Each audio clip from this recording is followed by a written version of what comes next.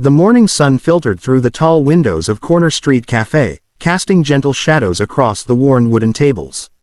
It was the kind of place where regulars knew each other's names and the coffee was always hot. Marcus Thompson sat near the window, his hands wrapped around a steaming mug. At 58, he had learned to find peace in small moments like these. His salt and pepper beard was neatly trimmed, and his dark eyes held the quiet wisdom of someone who had weathered life's storms and come out stronger. The cafe was unusually crowded that Saturday morning. Every table seemed occupied with couples sharing breakfast, friends catching up over lattes, and solo readers lost in their newspapers. Marcus had just taken a sip of his coffee when he noticed her. A young girl, maybe 10 or 11 years old, stood near the entrance with a tray balanced carefully in her small hands. She had golden brown hair pulled back in a simple ponytail, and she wore a light blue sweater that seemed a size too big. But it was her eyes that caught Marcus's attention first, large and uncertain, scanning the crowded room with a mixture of hope and hesitation. Then he noticed the prosthetic leg. She moved slowly through the cafe, her gait slightly uneven but determined. Marcus watched as she approached one table after another, asking the same quiet question, only to be turned away each time. Some people shook their heads without looking up. Others glanced at her leg and quickly made excuses about saving seats for friends who were coming. Marcus felt something tighten in his chest. The girl's shoulders seemed to drop a little lower with each rejection. She paused near the counter, as if gathering courage, then continued her search. When she reached Marcus's table, she stood there for a moment, not speaking. He could see her hands trembling slightly on the tray. "Excuse me, sir," she finally said, her voice barely above a whisper. "Can I sit here?" Marcus looked up at her and saw something he recognized, that careful guarding of hope, that bracing for disappointment. He had seen it in his own daughter's eyes years ago, before she passed away. Before everything changed. "Of course you can," Marcus said warmly, gesturing to the empty chair across from him. "I'd be grateful for the company." The girl's face lit up with surprise and relief. Really, Marcus smiled. "Please, sit down." As she carefully settled into the chair, setting down her tray with obvious relief, Marcus extended his hand across the table. "I'm Marcus." "I'm Lily," she said shyly, shaking his hand with unexpected firmness. "That's a beautiful name," Marcus said. "My daughter's middle name was Rose. She would have liked you." Lily tilted her head slightly. "Would have. She passed away 3 years ago," Marcus said gently. "Cancer. She was 26. "I'm sorry," Lily said, and the empathy in her young voice was so genuine that Marcus felt his throat tighten. They sat in comfortable silence for a moment, both sipping their drinks. Marcus noticed that Lily had ordered hot chocolate, and there was whipped cream on her upper lip. He smiled and gestured to his own lip. She giggled and wiped it away. "Can I ask you something?" Marcus said after a while. Lily nodded. "Why did you come to this cafe alone? Where are your parents?" Lily's expression grew more serious. "My mom is working. She works 2 jobs since my dad left. He left right after my accident, said he couldn't handle it." She said it matter-of-factly, but Marcus heard the hurt underneath. "That must have been very difficult," Marcus said quietly. "Mom tries really hard," Lily continued. "But she couldn't take off work today, and I wanted to come here because they make the best hot chocolate. I saved my allowance. For 3 weeks." She smiled a little. "I just didn't think it would be so hard to find a place to sit."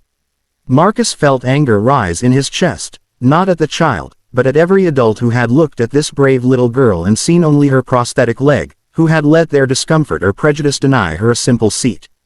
"Well, you're welcome at this table anytime," Marcus said firmly. "And I mean that." Over the next hour, something remarkable happened.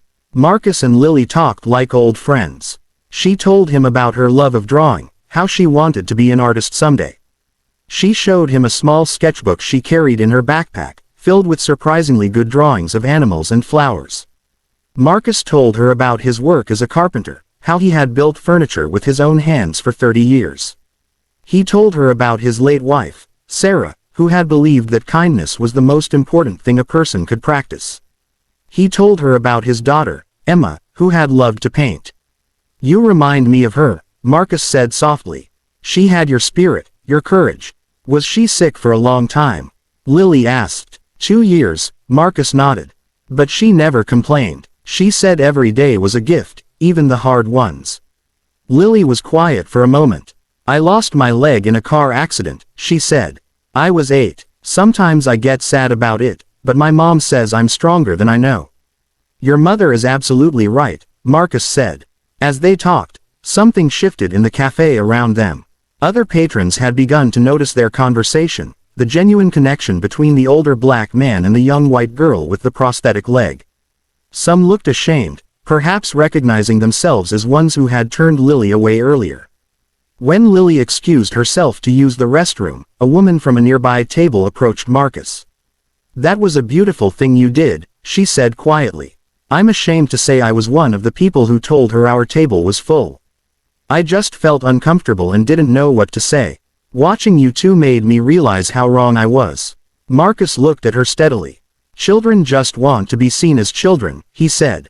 Not as their challenges or their differences. She's a wonderful girl with a big heart.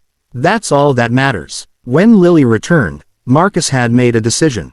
Lily, I want to give you something, he said, pulling out one of his business cards. This has my phone number on it. I want you to call me anytime you need anything. If you ever need a ride somewhere, if you need help with a project, or if you just want to talk. I mean it. Lily's eyes grew wide. Really? Why would you do that? Marcus felt emotion rise in his chest. Because 3 years ago, I lost my daughter, and I haven't been the same since. Sitting here with you today reminded me that there's still good in this world, still reasons to connect with people. You gave me a gift today, Lily. Let me give you one back. Tears spilled down Lily's cheeks. No one has been this nice to me in a long time. Then they're missing out, Marcus said firmly. You're a special person, Lily. Don't ever forget that. As they prepared to leave, Marcus walked Lily outside to wait for her mother. When a tired-looking woman in hospital scrubs pulled up, Lily ran to the car and brought her mother back to meet Marcus. Mom, this is Marcus. He let me sit with him when no one else would. Lily's mother, Jennifer, had tears in her eyes as she shook Marcus's hand. Thank you, she whispered. You have no idea what this means. I think I do, Marcus said gently. Take care of each other. As he watched them drive away, Marcus felt something he hadn't felt in 3 years. Hope, purpose, connection. Inside the cafe, several patrons who had witnessed the encounter were wiping their eyes. The barista who had watched the whole thing whispered to her coworker, "That's the kind of person I want to be." Sometimes the smallest acts of kindness create the biggest ripples. Sometimes saying yes when others say no can change everything. And sometimes, when we open our hearts to someone who needs it, we discover that we needed it just as much. Marcus returned to that cafe every Saturday after that. And every Saturday, Lily was there waiting, with her hot chocolate and her sketchbook, ready to share another hour with the man who had seen her not as different, but as deserving of dignity, respect, and a simple seat at the table. That's all any of us really want. To be seen, to be valued, to belong. One simple question, one kind answer, 2 lives forever changed.